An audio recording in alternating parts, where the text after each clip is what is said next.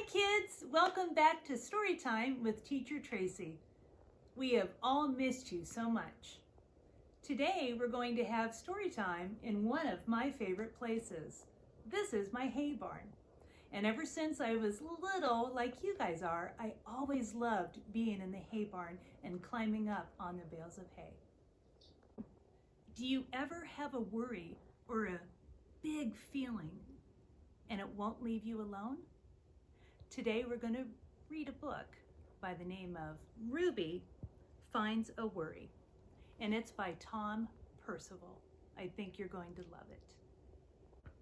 Ruby loved being Ruby.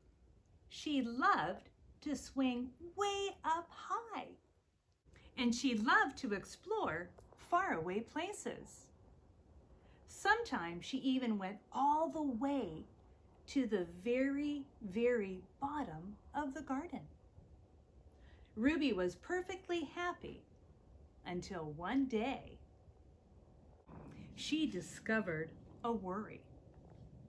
It wasn't a very big worry. In fact, it was so small that at first Ruby hardly noticed it. But then the worry started to grow. Each day, it got a little bit bigger. It just wouldn't leave her alone. It was there at breakfast, staring at her over the cereal box. And it was still there at night when she brushed her teeth. The funny thing was that no one else could see Ruby's worry, not even her teacher. So Ruby pretended that she couldn't see it either. She tried to carry on as if everything was normal, but it just wasn't. The worry was always there, stopping her from doing the things that she loved. Ruby wondered if the worry would ever go away. What if it didn't? What if it stayed with her forever?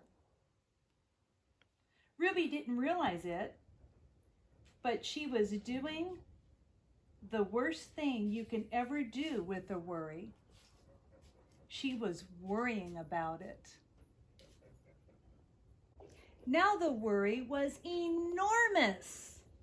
It could barely fit in the kitchen at dinner time. It filled up half the school bus. And it took up whole rows at the movie theater. The worry became the only thing that Ruby could think about, and it seemed like she would never feel happy again. Then one day, something unexpected happened. Ruby noticed a boy sitting alone at the park. He looked how she felt. Sad. A sad face. And then she noticed something else, something hovering next to him. Could it be a worry? It was. Ruby realized that she wasn't the only person with a worry after all. Other people had them too. She asked the boy what was on his mind, and as he told her, the strangest thing happened. His worry began to shrink. Then Ruby did the best thing you can ever if you have a worry. She talked about it. As the words tumbled out, Ruby's worry began to shrink until it was barely there at all. Soon, both of their worries were gone.